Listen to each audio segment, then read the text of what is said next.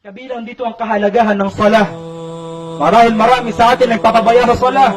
Walang pakialam sa salah, wal-iyadu billah. Alam ba natin na ang lahat ng ibada ay inutos ni Allah subhanahu wa ta'ala dito sa dunya, liban na lang sa isang ibada?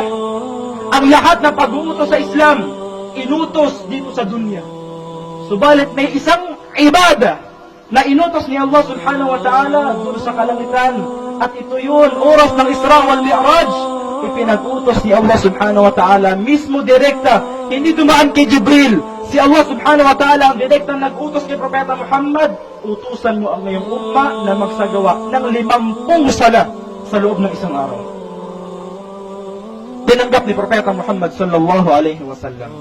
Matapos ito, bumaba siya kasama sa Jibril na nakasalubong nilang muli si Musa alaihi salam. Ang sabi ni Musa alaihi salam, "Ya Muhammad, nasubukan ko na ang Banu Israel, hindi nila kakayanin ang 50 pagdarasal.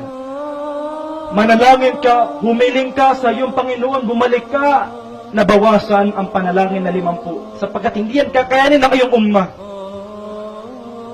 Lumingon si Propeta Muhammad kay Jibril, at sabi ni Jibril, kung gugustuhin mo, maaari tayong bumalik. Bumalik sila kay Allah subhanahu wa ta'ala, at hiniling ni Propeta Muhammad, at tinugulan naman ni Allah subhanahu wa ta'ala, hanggang nabawasan ng 10, naging 40 na lamang. Pagbalik muli nila kay Musa alayhi salam, sabi ni Musa alayhi salam, "Ya Muhammad, pabawasan mo pa uli sa Panginoon mo, hindi nila kakayanin." Bumalik muli sila kay Allah subhanahu wa ta'ala, bumalik sila kay Musa alayhi salam, nagpabalik-balik si Propeta Muhammad at si Jibril, hanggang sa ang pag-uutos ng sala ay nabawasan, hanggang maging 5 na lamang. At nung dumating sila muli kay Musa alayhi salam, ang sabi ni Musa, "Ya Muhammad, pabawasan mo kung maaari sa iyong Panginoon, sapagkat hindi nila kakayanin na subukan ko na ang Banu Israel." Subalit ang sabi ni Propeta Muhammad sallallahu alaihi wasallam, "Nahihiya na ako sa aking Panginoon sa mga pag-uutos niya sa atin."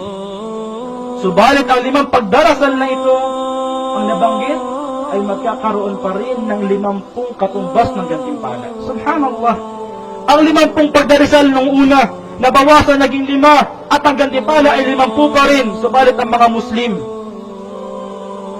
naging totoo si Musa alayhi salam. Marami sa mga tao, hindi kinakayang mahiya sa kanilang Panginoon pagdating sa pag-uutos ni Allah subhanahu wa ta'ala. Wal-iyadu billah. Ito ang kahigitan ng sala, mga kapatid, sa Islam.